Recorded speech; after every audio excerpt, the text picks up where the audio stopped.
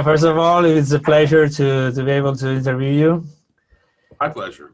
My pleasure. I got the chance to listen to your CD, which is I think is great. And first of all, my first question would be: I heard that this CD, like the first when I started listening to it, especially the first song, like the production is huge. The voices, like all the stereo panning, all the sounds.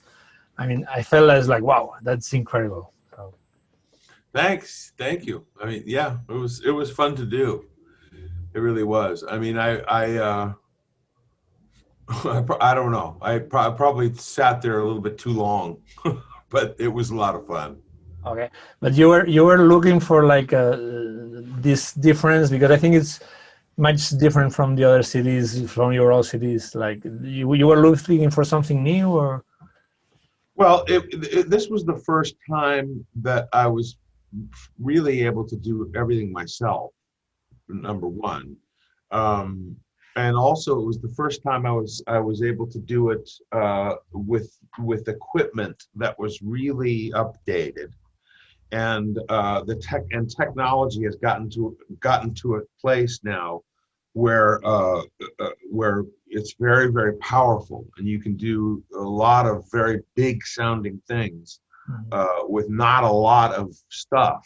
You know what I mean? yeah. And if you send stuff out and put, actual human beings playing on your stuff and give it humanity, you know what I mean? You can create some incredibly great sounding things, as long as you've got great, samples, great libraries and good stuff. And as long as you're putting human beings on it, you can produce some great stuff. So, and the other thing was that this was the first chance I could really kind of take my time without anybody really breathing down my neck, because I didn't have a deal, and I knew I was going to just do it on my own. I knew I was going to spend my own money to do it, which meant I could take as much time as I wanted to. Um, and so from that standpoint, there were no barriers really. Mhm. So yeah. So from that standpoint, it's very different from all the other ones, Wow, that's and special. yeah, that might be special because it's and the results are great, and well, apart of that, you have like two covers. Later, I will ask you for that, but for the like as the process of composing the songs, how did you start composing on a keyboard by yourself with you co-compose with other people? You sequence as at the same time as you compose, or you just write the song and then start the sound thing? You know, All of the above, but more often than not, it's a sequence that turns into something that's more produced, that then creates an idea for a melody, that then creates an idea for a lyric, and then finishes the song in that order. That's more often than not how it goes for me. But then the other thing that is for me, that is how I write songs, is that a phrase and a melody will come to me at once. You know what I mean? yeah. Like, for instance, the first line of a chorus or the first line of a verse, uh, the melody and the words will come at once, and that will be the basis for starting the idea of a song. That sometimes will be how I start. It happens to me sometimes. So I also compose, and sometimes I have a melody recorded on my phone and just like work over it. Yeah. And about for all the songs that you put, why did you decide to put two covers for anything special, or did you choose like say "Don't Give Up" Peter Gabriel song for because you think it was great to be singing it with your daughter, or why you choose covers and why these covers? If you could tell me about. Well, I choose covers just because, because I just want great songs, you know, and I don't feel like I have to be the writer or co-writer of every bloody song, you know.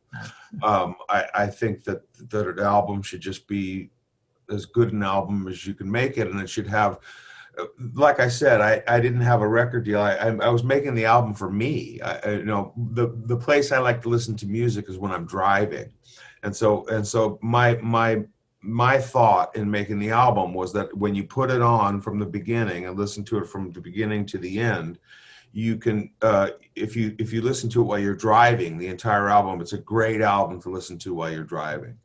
And if you listen to it like 4 times, you can get from LA to Vegas. And it's, you know, or something like that. It works great, that kind of a thing. So that's I forgot what your original question was, but no, why you choose those covers if you especially like the covers exactly. But that particular cover is just because it's one of my favorite songs. Period. And I think at the time I was working on another song on the album, and that video, I was on YouTube looking around, and that video came across of Kate Bush and Peter Gabriel. Okay. And I thought that's the one, you know, looking around for songs, or just not even looking, but that one came across, and I just thought I gotta do that. I don't know how I'm gonna do it or why I should do it, but I want to do it. Okay, that's cool. So I just started noodling around with it and doing a completely kind of a different take on it, and rhythmically singing it rhythmically a little different and everything. And then I got so deep into it, it occurred to me, wow, who am I going to get to sing the girl part? It didn't even occur to me until I got deeper into it, you know. And then I thought, well, you know, it could work for the story of the lyrics if I got Hannah to do it, my daughter, because it could actually work as a father-daughter piece, you know. And she sings great, by the way. She's got a great angelic, you know, sort of angelic, you know, quality to her voice, and she's got this great perfect pitch. She goes through no tuning software at all. She's like sings perfectly in pitch, and a very sweet and pure sounding voice. So I thought it worked out great, and it was an interesting version. So that was that reason. And then the Beatle cover it's one of my favorite Beatles songs. I can't pick a favorite Beatles songs, but it's one of my faves. And the specific reason is just because my album is you know, one of the other things I feel about my album in making it was that I wanted it to be a vocal album. You know, as a singer, I wanted it to be about vocal arrangements and lots of layered vocals and that thing. And the thing about the Beatles song "If I Fell" is that to me it represents, you know, one of the best harmony arrangements ever. Because it's basically a 3-part harmony with the middle harmony missing. Mm-hmm. And when I was a little kid, hearing that, you know, with John singing that sort of roving harmony while Paul's kind of singing the melody, it moved me when I was a little kid hearing that. And I was like, you know, that was one of the first times that I understood that music could have an effect on your emotions, number one. Uh-huh. And also that the way the harmony was, it was like, oh, that's kind of how harmonies work, like when people sing together. Mm-hmm. So I thought, screw it, I'm just going to start, you know, producing it up, and that was another one where I just kind of got carried away and sang it up, and then I thought, you know, let me get Luke to do the John part and see what that's like. Yeah.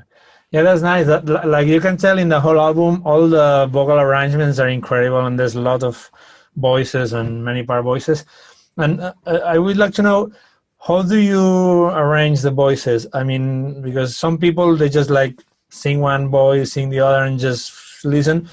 But some people just sit on the keyboard and they look like at the voices. If you have like a root, fifth, third, nine, wherever, you're more like working on the keyboard on the chords, or just by ear?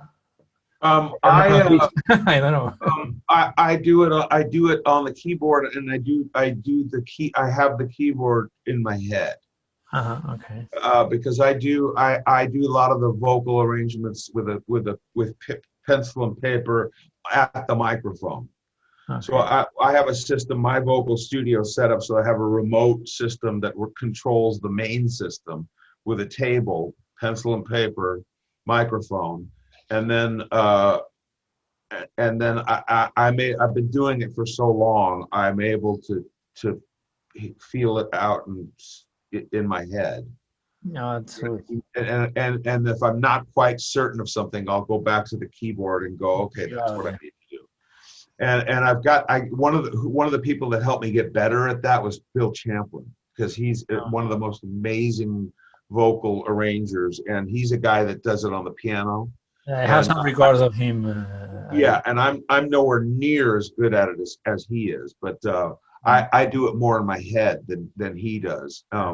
He's brilliant at it, so I do a combination of both of those things in the head and piano. And with keeping with the voices, I think like when you have such good voices and so many voices, also not only for the voices but also for the production, the sounds. That I think that's so the delicacy of the sound you choose everywhere is magnificent. When you gonna put that on a live situation, which is I think is very difficult. Do you rely or do you like having sequences and play with the track live, or and if you don't, how do you manage to get singers that can sing all these voices? Like I think it's very difficult, like to sing this album live. Well, what we've always done is, first of all, certain songs and certain things are okay to sing to not a track. I think that I don't like that. You know what I mean? But sometimes singing to sometimes certain songs, if you have a rhythm loop going, you know, that for everybody live to play to. Like for instance, sometimes with Africa, sometimes versions of Africa we will trigger a loop that goes. Although in the last like 5-6 years we haven't. It's just been us playing it real live. But I prefer playing for just live without, you know, doing loops or anything like that. And vocally, normally what we do live is every single cycle before we go out is I take all the singers in the studio, and it has to be the people on stage. And after all the rehearsals, we go in and we actually sing the exact parts that we sing on stage. Oh, that's a tough job. Huh? That's a difficult job. I mean, it's good. It's great. Yeah, we take those and we cut them up into just little tiny pieces.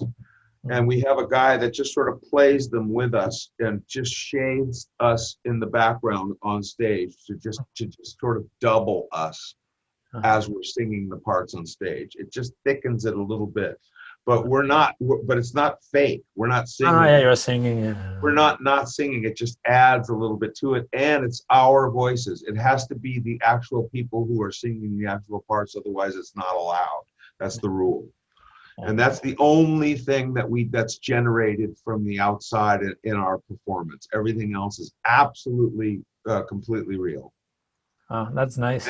And I like it that way. I don't like, you know, generated. It's more organic, more natural, Yeah. I think it's great too. But I was thinking that I think this CD is difficult to sing. I mean, there's so many voices that I was like, wow, if I had to make like background vocals to this, would be crazy.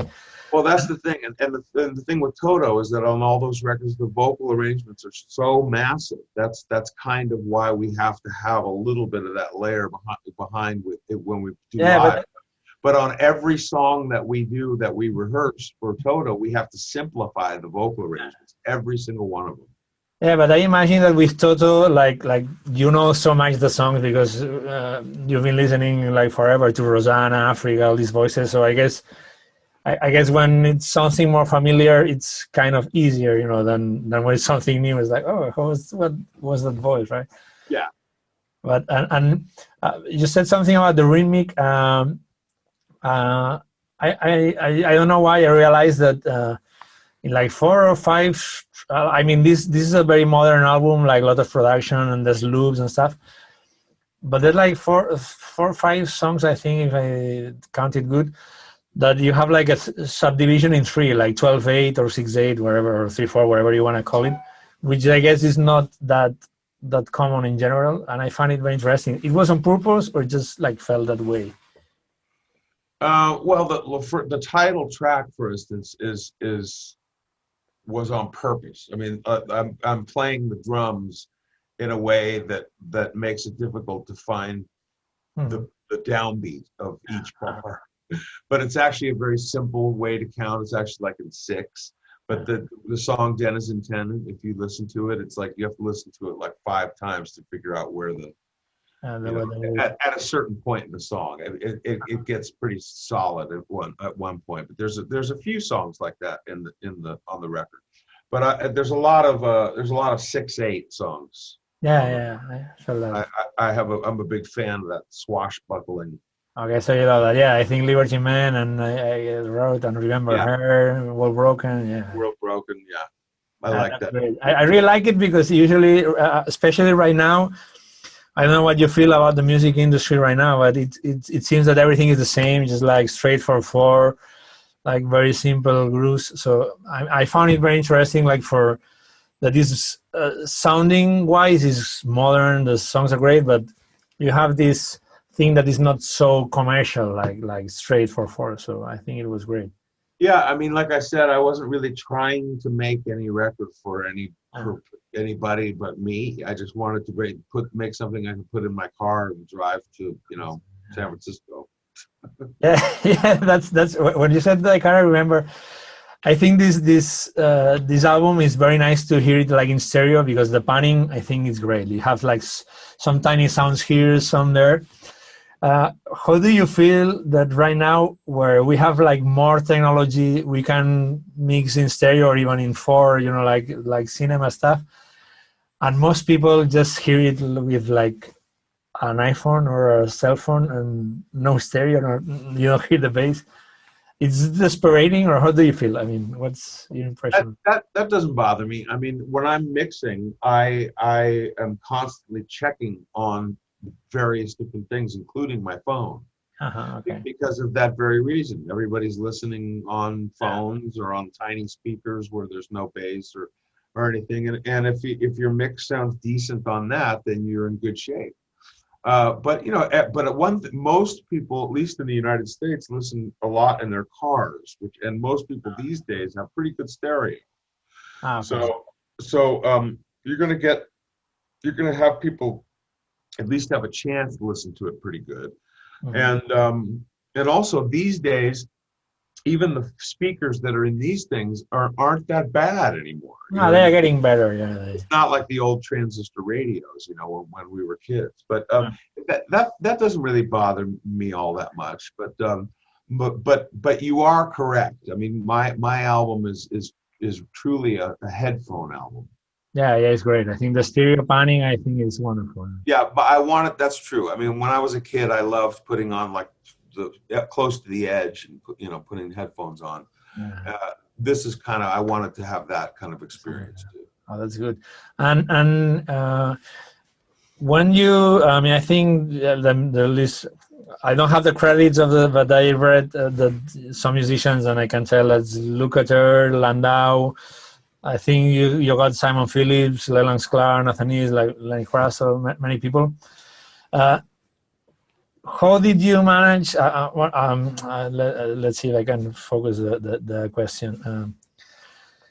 Did you think about which musicians were going to be before you started composing? It was afterwards. Had the producer something to do with the election of musicians, or it was just like everything you just said? I want this guy, and. Well, certainly Mike Landau. I mean, I'm certainly thinking about Mike when I'm doing my solo stuff, at least for this album for sure, because I knew it was going to be a little bit of a reunion with me and Landau, because Mike and I were he was one of my first bands back when I was 19. Okay. So I talked to him before I really started working a lot on it back in like 2017, and he started like working on some of the demos with me on this record. So he's a part of the process from the beginning on it. So he's one of those musicians. David Page started writing Liberty Man with me back early in the process. So he's somebody that was playing on it from early on. There's a few folks, but for the most part, everybody came after. Like Simon was somebody that was, after Nathan East, Leland Sklar, Jeff Babco. Those were all musicians who were like, let's get them now that we have this working. Okay, that's nice. Yeah, I love Landau. He's a hell of a musician, guitarist, and of course Luke, who is like Landau. My guitar wise, I work with him the same way I would work with Landau. If I were making another solo record where I wasn't doing it with Landau, I could do the same method, exactly the same with Luke. I have the same relationship with him, go back as far. It's exactly, you've been all live together, So. Exactly. He's just as inventive and it's the same thing. It's just that this album I was doing it with Mike. And of course, I can't ever do a solo album where I don't need Luke to play something. So Luke's playing on it all over the place too. And he's featuring in the If I Fell cover, and he's a huge fan of George Harrison, the Beatles. So I guess he had to be there, right? Featured there. He's doing a solo and Remember Her. He's also playing Liberty Man. He's in there. That's I couldn't without the lyrics in I didn't have the lyrics in, and sometimes some things I can understand, but my English is not too good to understand. But how you approach the lyrics? Do you used to write like about personal situations? Like I mean. Songs like Liberty Man, Well Broken, these are things related to you, or in general, how do you? Well, World Broken was just me. That was me sitting here and writing the lyric for that thing, and that was very personal. If you listen to what the words in that the first part of it is about me. It's about me, my personal growth.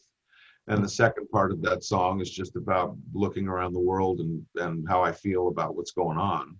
Nice. And something like Liberty Man, I wrote that with David Page, and we wrote that sort of the way we've always written songs, which is together. So on that, like the lyrics, we sort of would get together like via Skype or Zoom, and work on lyrics for a couple hours, and then the next day work on them for a couple hours and finish them that way together. Mm-hmm. So, and while we work on lyrics together, we're talking about philosophy, religion, we talk about all kinds of things. Dave and I have always had that relationship. And with that, in that way, we find ideas and words and concepts and those kinds of things. He's very descriptive and very visual, and he uses a lot of descriptive words, and so we have a lot of fun together coming up with lyrics together. So that's how Liberty Man was done anyway. And do you like to get political, or try to don't touch that much? I mean, there's some artists that like to put a lot of politics in their songs or in their interviews in general in their life. Or you are more apolitical, like? I'm not political. I don't, I have my feelings, but politically, I'm kind of up the middle. In any way, I think that the extremes on both sides are just that. I just think they're extreme. Yeah. So in terms of my professional work, it doesn't serve me to voice those opinions, because the people that are fans and come see the music, it has nothing to do with it. It has nothing to do with anything. Yeah. And so it shouldn't come up. So in my music, yeah, there will be little tiny touches on sort of what my feelings are every once in a while. but it's more like in the form of, like, for instance, the song called "The Dream." It's more like observations. Yeah, You like know, more global, right? Like more something. exactly, just more sort of exactly generalizations, Yeah. global observations, that kind of thing. But through the lens of just sort of humorous humorous jadedness. Mhm. Yeah, actually, as you say, humor is that never say you coming. I read that it's like a sexy song about death or something Yeah, like that. It's possible. that's it. Okay, Yeah. so uh, I mean, when I read that, I thought that in right now with all this virus thing, this terrible thing going on, that there's so much drama everywhere that I think it's great, like something sexy about that, like the I don't know that people can take it better. I thought, did you did it for that, or we just like has nothing to do with the situation right now? Well, no, I mean, when I was writing the song, once the song kind of got to a certain place in its production, um, actually, as a matter, when I wrote when that lick was written, the idea of death being what the song was about happened like that. Mhm. I don't know why, I don't know how, but just something about the feel of the song, the down and dirtiness of it or whatever. I just started to imagine like digging with a shovel, like digging your grave, you know. Anyway, that's my imagination. I don't know why. Wow, now you say this, I have some notes of the songs, and there's like a very nice melody in "Remember Her" that like kind of precedes the voice. I don't know, it's guitar and some synth sound or something. Yeah, But I think it's almost like so as much important as the voice melody, and it's like wow, that's great. yeah. Thank That's cool. You just remember when you sing that. Yeah, you. yes, yeah. I still haven't checked heard so much of it because they Yeah, just gave me the CD 2 days ago. So but that yeah, I love that. Yeah, that was great. Yeah, I think thanks. it's very nice. So so what else about the recording? You recorded like using like these home studios, or you just everything was recorded in a big studio or Landau's studio, or how was No, the? no, the base, the home base was right here. Actually, I moved, so it's not in this room right here. It was where I was living before October. Uh-huh. So, the main work was done between, I don't know, February and September Uh-huh. at my old residence, but basically on the computer that I'm talking to you right now. And also in various other studios. Like, for instance, Simon recorded his drums at his studio in Ojai, California. Okay. Nathan East recorded his bass at his studio. Yeah, okay, so So you on. use like home Exactly. studios and stuff. Mike Landau recorded his stuff at his studio, but we did that long before COVID, and some of it years ago. And I went over to his studio. He's got a nice place. Mm-hmm. So in some instances, we worked in other studios, like Jay Gruska, who produced and co-wrote some songs on it. We did at his studio, and so it's all over the place. But mine was the home base, so everything got collected and mixed and edited and all of that here. And I did all of my vocals myself, and because I have a full-blown vocal Ah, so, studio here. So I did all my vocals, edited them all, and did all of the mixing. oh, that's great. And I was checking. You have two cover albums in. I think you released them in Japan, like with Yes, piano voice mostly. yeah. Thanks to Spotify, because I had your old albums, I'm Alive, 3, and all this. I had, but I was not familiar with that stuff, and I was checking for the interview, and then I had the ideas like, did you ever thought of doing like a trio album, like let's say like acoustic thing, like Luke, Page, and you, like singing Toto or covers or whatever? Because I think that would be like for the fans of you, it would be like incredible. Did you ever think something like that? I'd try anything. I mean, I haven't thought of it, but listen, I'm open to anything.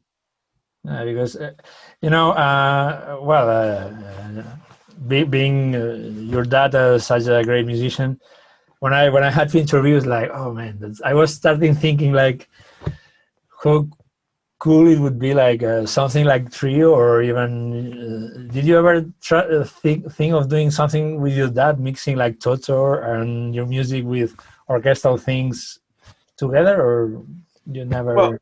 absolutely. And I've asked him, several occasions, if something like that could happen. It's just the timing and Yeah. all of those things just never sort of came together at the same time.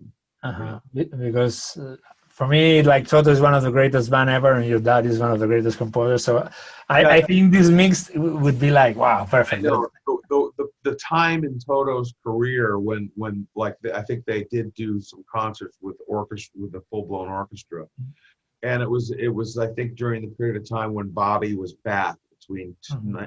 1998 and 2008, and that was a huge surge for the band back, again, and there was a lot of money involved, and they had a couple of shows with some orchestras and stuff like that, but I wasn't around, and during that period of time, that would have been my dad when he was like in his 60s and 70s. He probably would have done it, Uh, but like back when I rejoined the band, he was too busy, and also the band had to sort of build back up again, so mhm. we weren't at a place where we were able to sort of go, hey, let's try and do something with an orchestra. You know what I mean? We wouldn't have financially been able to do anything like that, put anything like that together. We would have in the last like maybe 4 years of touring, but Mhm. he wasn't around to do anything like that. He wasn't available, and Yeah, now he he's must be quite now busy. now he's 88. He's in great shape. He's in good health and everything. But he wouldn't want to do that now. No, I don't know. What is your dad? You never know. Yeah, but and now that we're talking about him, how was how was he influential in your music development, or what were your main influences when you started with music, started singing? How was your? Well, my father is absolutely my first, influence, of course, and my mother too, especially because she was a singer and an actor, and my grandparents were actors, and so I wanted to. They were radio actors and TV actors, and so that was who I was attracted to. I wanted to be a performer, singer, actor. Mhm. But when it came to learning about music and training my ear and really learning about it, I grew up in a house where he was constantly working and constantly uh, learning, and so I was also. But in terms of my personal influences in more popular music and stuff, it starts with the Beatles, and vocally for me it starts with Paul McCartney and Stevie Wonder and Robert Plant. Those are the guys back in the days when I was listening to. Musically and like band wise and stylistically, obviously Beatles you hear in me, but I'm a big Yes fan. You can hear like my stuff is very proggy, very progressive. Um, Yeah, like the high melodies, like yeah, the high, the John Anderson kind of stuff, and also the songs. They're very commercial, but then they take left turns. uh-huh. Or I don't know if I'm on the screen. Yeah, because they were very symphonic, and it was, well, I think actually when I listen to your songs, when you go high on your voice, it's when I tell, oh, that's Joseph Williams. I mean, sometimes if you are low, it's like I couldn't. I mean, if some friend put me a song, maybe I didn't know, but when you hit the high notes, oh, that's Well, Williams. that was part of what I wanted to do for this record, is that my speaking voice is actually quite low. It's actually down in here. Yeah. The other singers that were in Toto, they all talk like this. Bobby's voice, when he speaks, is up here. My actual range is down here when I speak. I'm considered probably a tenor, but a Something. low tenor. Yeah. So that's why I had to go get a teacher to learn how to scream, back in 2010 when we started up again, Uh-huh. because those high notes are actually not easy. I have to do a opera kind of technique to do those night after night. But on the album, it was important to me, excuse me, Yeah. to not necessarily show off the ranges of my voice, but to just I wanted to just have all the colors Yeah. of the different ranges. And since Dave has been out of the band, I've been singing his part in Africa, Oh, which nice. is really low. I hear the drums echoing tonight. It's very low, and it's very fun to do. It's kind of, and so I thought, I want, like Never Saw You Coming. I'm Yeah, I singing. was gonna say that there's like the down voice is great. It sounds It's fun. I love that. That's not tuned or stretched or anything. That's me just on the mic like this, going, "Oh, Dad." yeah, I like that. And it's at the beginning of the CD, so it's like wow, it already blows your mind. And I Yeah, think you did the video, right? You yeah, edited the video. Okay, yeah, that's cool. yeah. That was my early attempts at video production. Yeah, actually, I was before you. I was interviewing Steve, and one of the questions was that I was telling that how does it feel that today being a musician is like being a composer, singer, or a player, writer. You have to do your marketing, you have to edit your videos. It's like wow. At some point, is how crazy does it drive you crazy, or it's like you're used to that and Well, and you get used to it. I mean, when I first started, you certainly didn't have to be all of those things. I mean, nowadays with technology, you do. Because of the internet, because of how music business has changed, you have to be all of those things. Mhm. Uh, uh, I'm happy about it because a lot of people don't like technology. A lot of people are more purists and they just want to go see a band. I'm a little of both.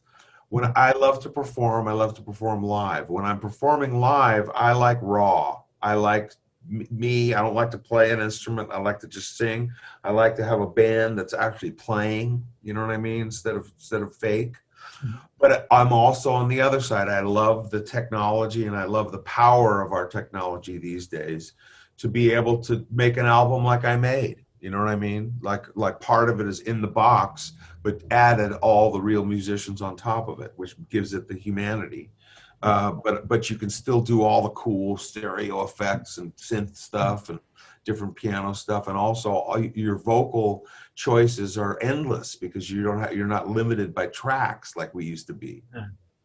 And actually, when you go live, it's very different when you go just singing the whole time your repertoire, or when you go with TOTO that some songs you are not taking the lead.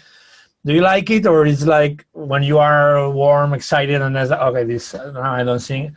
Like it cuts you. It's good for your voice, for your mentally. You like it, you don't like it. I don't know how you feel.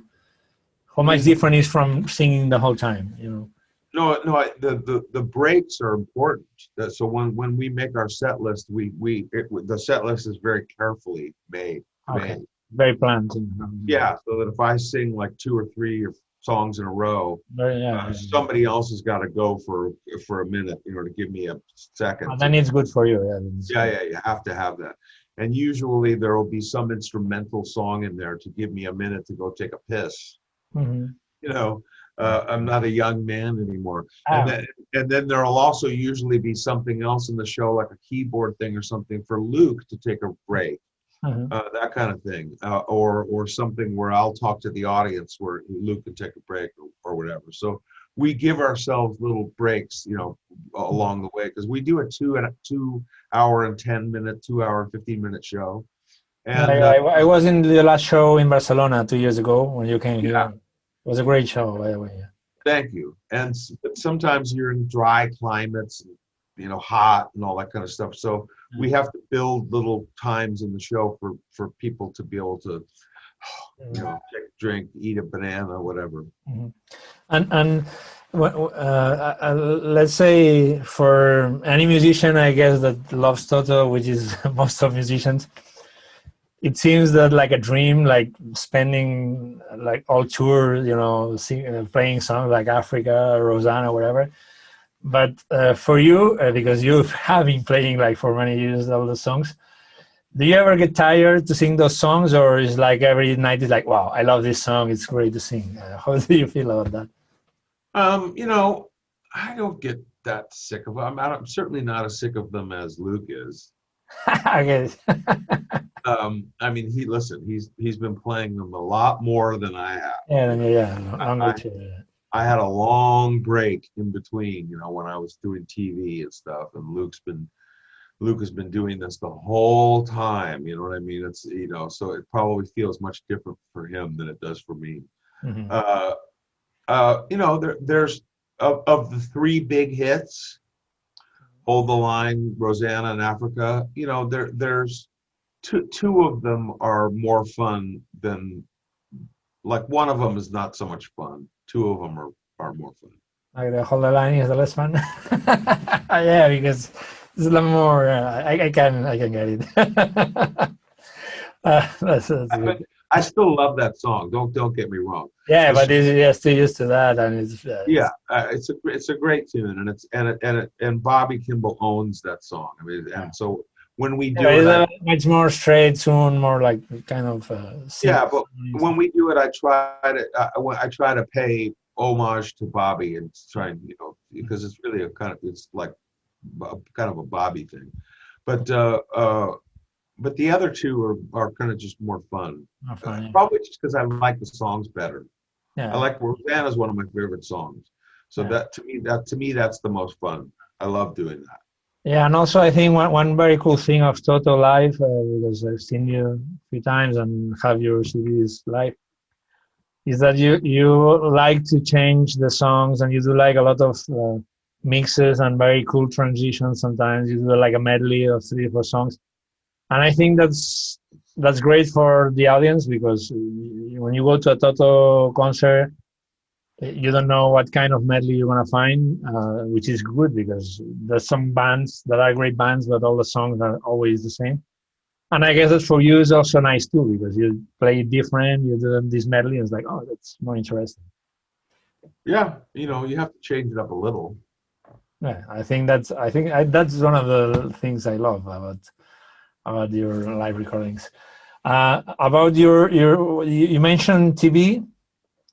Like, how is your day-to-day life like, between your own personal projects, like your music, the TOTO thing, the TV composing? How is in general your? Well, I haven't done any TV composing in ages. It's been a long, long time. I kind of stopped doing that back in like 2006 or seven. Mhm. I started talking to Luke about coming back and doing Toto again, like back in 2009. So, what nowadays, my time is spent, coming up with content and ideas for videos. I mean, I'm gonna be doing more videos for the releases of the songs from these albums coming up, and I'm concentrating just completely on Toto and just solo stuff completely. And also, I'm about to be a grandfather, so Oh, so I've got family stuff to look forward to and that kind of thing. yeah, that But takes a long time. yeah, but in terms of my musical life and all of that, my plan is just to concentrate on Toto, and hopefully we can get back out there on the road as soon as possible. And then if we can't, and while I'm here, I'm probably just going to start on another record and and hone my skills and keep creating content, visual content for Mhm. my YouTube channel and for our other social media outlets. Oh, nice.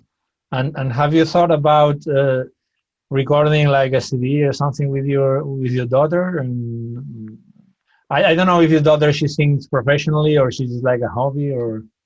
My daughter, who sang on the Peter Gabriel song with me, was studying psychology. So she's not into music again. She all along she could have been a professional musician if she wanted to be, but she took the music business. She knows how tough it is, and she kind of went and studied psychology, which I give her. I think she's very, very brave to go and do that. But if she wanted to, anytime she wanted to, if she wanted to go and be a studio singer, she could, because she's that good. But and she's about to have a baby. She's like, any day now, she's about to have a baby. Okay. So she's going to be a mom. But my other daughter, my Oh, daughter Ray Williams, is a fan, and she's singing on the record too on Wilma Fingadoo, and she's singing on Denizen Tenant and a few other, and World Broken. She's incredible, and she's an artist. She's a songwriter and an artist, and I'm definitely probably try and do something with her, and she's both of them are always going to show up on my stuff. wow, that's great. Way to hear. We'll have to check that out. I Uh, had I had to give birth to my own vocal group. that's good. Yeah, you can do like how you say only voices. I forgot the word. A cappella album with your family. What I think that's a typical question, but how do you feel the music industry now? Like being so commercial, it feels like there's not much space for some music that is not into this, ultra commercial thing. How do you feel about that? How's your feelings about nowadays? Ask that one more time. I'm not Okay, sure. that right now, like the music industry seems to just be concentrated in like very ultra commercial song, like and like very mainstream song, and it seems that there's like not much place for like things more musical oriented, like you. Like one of my albums. Yeah, how you feel about that? Well, that doesn't bother me. I mean, like I said, I made my album for me, so I don't care if anybody hears it or not. To be honest with you, I mean, it's for the fan, it's for Toto fans, and it's for fans of people that like my stuff. And believe it or not, there's a lot of young kids who are sort of getting back into the style and the music of the late '70s and '80s, and so there's still a large group of people out there that are fans of this kind of stuff. But the mainstream music business, yes, it is that that ultra poppy kind of stuff that's out there. I have one song on my album that is kind of like the modern day stuff, which is Wilma Fingadoo. There's a little bit of that. There's like electronic bass, A little bit of that, Justin Bieber-y kind of groove. Then you have a violin over there, which breaks. Cello, yeah. Oh, cello. Yeah. So, but I know what you mean. But it doesn't bother me. I mean, time moves on. You know what I mean? When I was a kid and the Beatles were out, my parents were like, "What's going on?" They didn't understand. So it's just the way it goes. It doesn't bother me. Yeah, that's good. That's good. How you have a very great positive attitude, which is I think is kind of cool. And how are you focusing like the touring? Because I know you're gonna tour with Luke. We want to try because it depends of the virus thing when you start. But you have this concert on next Saturday, and how do you expect the when you start touring? How it will be like music wise, musicians, the songs you already figured out what kind of repertoire you're gonna put together to. You mean for our Toto tour? Yeah, for your TOTO tour, yeah. Well, this Saturday, we have a live Oh, stream. you have the live stream. Yeah, and so you'll get a chance to see the new guys that are in the band, and you'll hear basically is it half, maybe 2/3 of what the new show is going to be. Okay. So there's going to be obviously more stuff that we're going to add to it, but we rehearsed as much as we could to get as tight as we could for this thing, and it's going to sound amazing. But basically, it's what we're going to do for the tour is what it says in the thing, which is that it's the Toto hits. We're doing a bunch of cool deep cuts from Toto. We're doing some stuff from our solo albums, and a couple of cool little surprises. You know, maybe a couple little cover type surprises, and that's it. And get an introduction to some of the new musicians. It's not that much different. We still have X on keyboards and Warren Ham and me and Luke. So it's pretty much sounds the same, but people are going to be blown away by the drummer and John Pierce on bass. So, and Steve Majori is an incredible singer. So it's going to be great. Great. And do you, apart from this Toto tour, are you planning to do some tour with your music, like just Joseph Williams by yourself, like with your CD, the new CD and your old CDs? Well, I don't have to, because when we go out on tour with Toto, we're gonna add, like, I'll probably do 2 or 3 songs for my album. Okay. Yeah, and yeah, but maybe you were planning also like doing your own shows differently. Well, I don't, you know what I mean? Why go out and like drive around in a van? Okay. when I don't have to, I can just go out with Toto and do some songs. No, going with Toto is like a dream for everyone. So, but if I tour on my own, I have to drive around in a van. Okay. And you're, apart from all this work, you're doing a lot of work, like collaborating with other artists that they call you to do like background vocals or writing vocal arrangements, this kind of session musician. Are you working with that? I used to do a lot of it, but I haven't really done very much in the last 10 years. It's been all Toto and family stuff and Toto and my own personal writing. But you decided not to take the calls, or it's just like they just don't come as much as they used to, Okay. And also, as music is changing, a lot of the people that I used to go and do singing for and stuff aren't making records as much as they used to be. Also, that's part of it. The other thing is that once people sort of hear, oh, he's kind of back with Toto, they don't really call you. Yeah, they think you are busy with that. Okay. But also, another thing is that when you're, my voice has gotten kind of recognizable over the years because of like Lion King and things like that. I got called a lot less, especially after Lion King. Yeah, because I don't want to. This is the same thing. Yeah, but I used to get a lot of like cartoon themes songs and stuff, So, but I don't get much of it anymore. Oh, cool. And I was thinking about the covers. Did you ever like let's say you just did Don't Give Up? Have you had any feedback from Peter Gabriel or in some of your albums, someone who you ever did a cover that you like came to you, hey Joseph, I love this? Have any kind of experience like that? The only experience I remember is that on the West Coast All Stars album, the a cappella record that I did with Bill Champlin and Jason Sheff and Bobby Kimball, I did a song by Gilbert O'Sullivan called Alone Again. Alone Again. And I think I changed a word in the lyric or something like that, and he hated it. Oh no, I can't believe that. It's like, for once you just. But I understood, because I think I changed a word, and it changed the song, so he hated it. But that's terrible. I mean, I'm sure I think you wouldn't get so upset, right? Some people are touchy. I get it. It's okay. Yeah, some people is more touchy. Yeah, it's more special than that. Well, that's the cool thing. Well, I'm sure if Peter Gabriel listened to your song, he would love that. And Ringo, did he like the "I Fell for You" cover? Because I'm sure he listened, right? You mean "Run to Me"? No, like "If I Fell." If I Fell, because Luke plays with Ringo, so he probably has heard.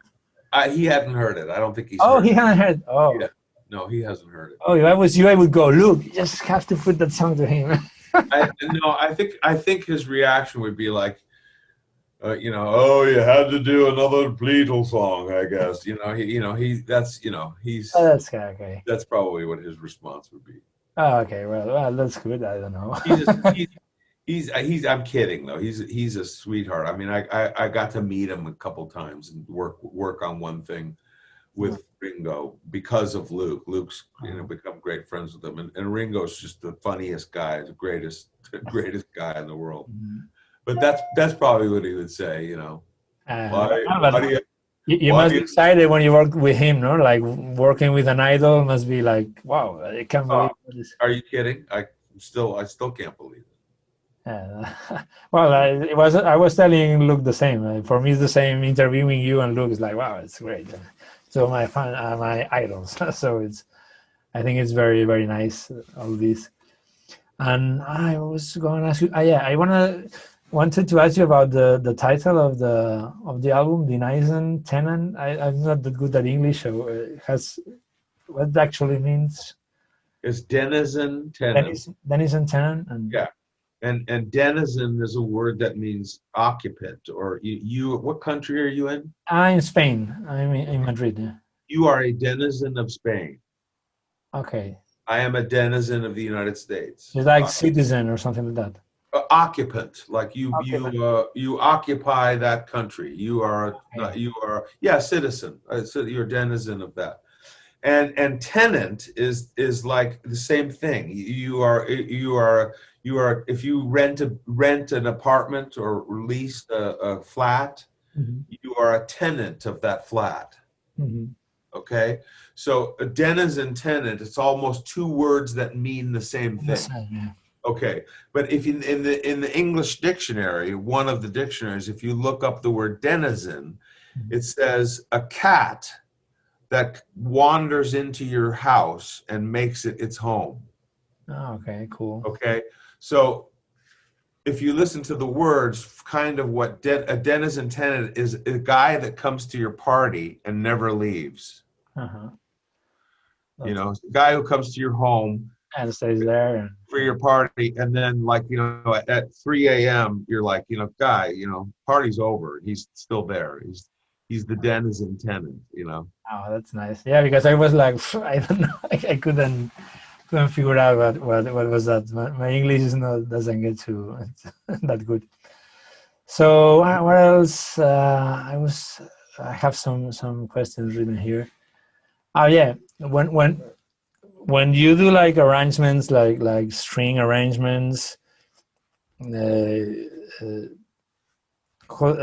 always write them. You like hire some people to do it, or you like it? Yeah.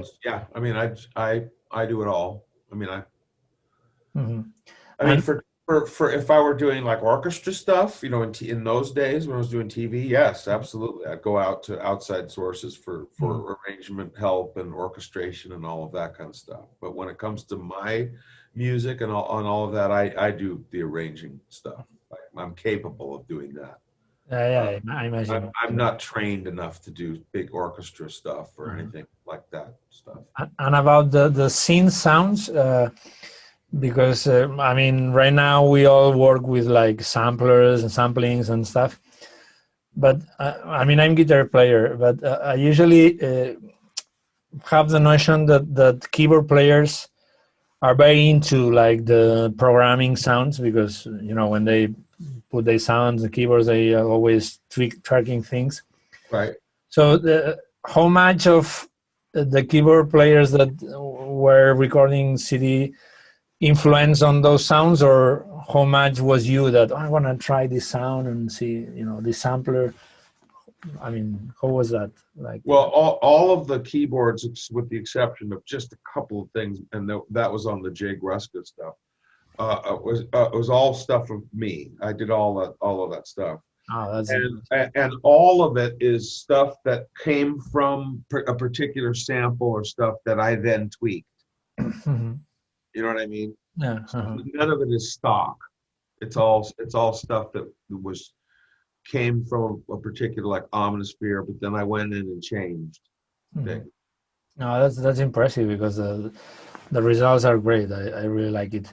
And when you plan to do a cover, uh, you always think trying to do a reinterpretation like very different from the original. You don't care if it's close or not. How do you? Well, with Don't Give Up, I just kind of I didn't reference the original. I just kind of put it aside and just Mhm. started doing it how I heard it in my head, Okay.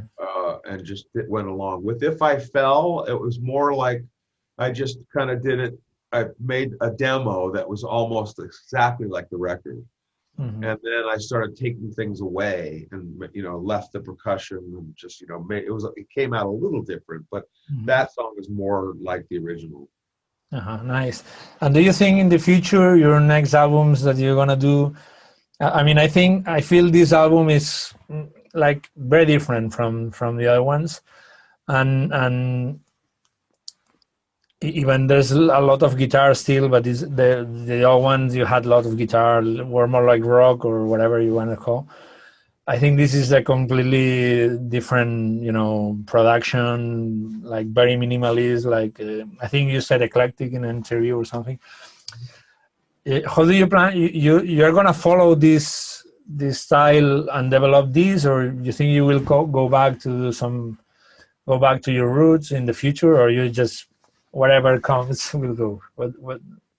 I'll see what comes. I don't have any particular plan to go back to particular style or anything like that. I just want to keep creating.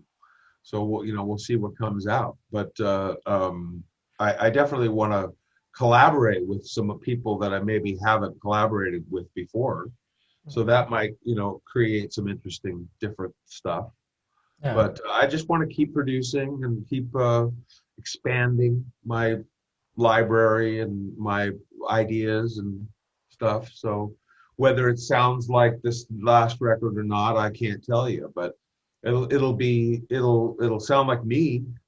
Yeah, that's of course it's your album, but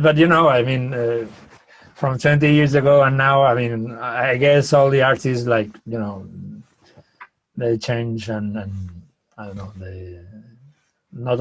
Also the production from 20 years ago now is completely different, like the mixing, and so it's difficult to sound always. Unless you're ACDC, that they all sound always like same style. That's right. But I think it's. I think what you said before. Right now with technology, I think is. I don't know if you feel the same, but you think like technology is being also like another instrument more in the band, like you know, like you have like your drums, bass, keyboards, whatever. But technology is also like almost an instrument. I see a lot of ads of young producers like they sitting down and like they press two things and sounds like loops and stuff. So do you feel it that way too, or? I like to play with real musicians personally. I mean, that's like when it comes to live, that's the place for real musicians. Hmm. There's a place for that technology live. I mean, and stuff. But me personally, I like to play with musicians. Uh-huh. And is there any musician you would like to especially play and you think you could make it, or? I'd love to play with Paul McCartney, but I doubt it'll ever happen. Well, this might be difficult. But you never know what can happen. Never know. I did get to meet him. Yeah, that's the first step. That was the first step. That's the first step. From one to the other, it's just like if Hey, you're. that was enough for me, actually. Listen, that was also a big bucket list item. Yeah, I imagine it must be great to see. I don't know if you have my more time or. I have to actually go to work now. I have to start working on an edit for something. Okay, well, I think it was a great pleasure talking to you. I wish you can come, the things get better and you can come on tours of Spain when we can start traveling again. As soon as we can travel, we'll be there. We Yeah, we and hoping we to. already have plans for the summer of 21 if the vaccine gets out there and Uh, people start going to just concerts. I just have one more question before we quit, because it's difficult that you come to Spain. I don't know. It's because of the producers and stuff, or it's much different. Dealing with some countries and some others. Like when you No, it's just a matter whether it's financially worth it to financial. get, whether we can get a venue and if we can sell enough tickets. That's all it is. It's just a business thing, and also whether or not we can route our schedule to come over there. It's all a matter of those things. Yeah, because in the falling in between tour, they came here and they were like sold out, like in where they play. And then, yeah, well, 2 years ago you came to Barcelona, only one concert, and it's like I was wondering. I hope you can make it again. We'll be back. Okay, man. Okay, it was great. It's just been a pleasure, and hope to meet you again sometime. Great. Thanks. And great luck with everything. And Thank you. being a father, everything. Stay healthy. Yeah, you too. Bye bye. Take care. Bye bye.